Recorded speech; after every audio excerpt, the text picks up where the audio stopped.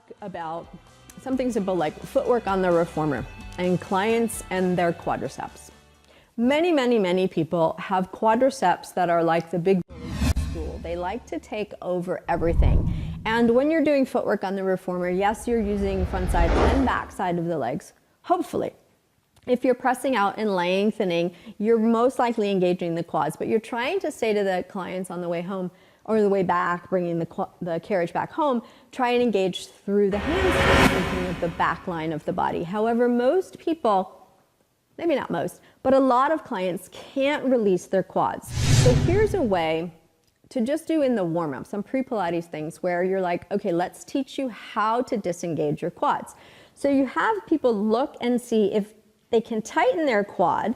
You'll see that the kneecap is lifted and it doesn't move side to side. I can't take someone's kneecap or the patella actually and move that kneecap side to side. However, if I relax the quads, then you can see how the patella can move side to side. So if you ask the clients to engage their quads as much as they possibly can and then see if they can release them, see if they actually can. Because if they don't have the ability to release the quadriceps, how are they going to be able to do the exercises where they're supposed to be feeling something else on the leg engage? Most likely they're overpowering with their quads. Even feet in straps, as they're pushing down, they can be pushing with the quads. Scooter's another one. You want people to start to use the back of the leg instead of just pushing with the quads. So the little test, can they tighten the quads? Can they release the quads? And you can physically see the kneecap drawing up and the kneecap going down, up and down, and see if that kneecap will wiggle. If they have a hard time doing that standing, try that while they're seated. Have people sit right on the edge of the reformer, stick their legs out in front of them, and when they take the weight of the body off of the feet, lots of times it's a lot easier to get the quad to engage, but more importantly, to get the quads to disengage, so that they have a way to find the other muscles in the legs. Another thing to have people look at is where is their pelvis and where is their body weight.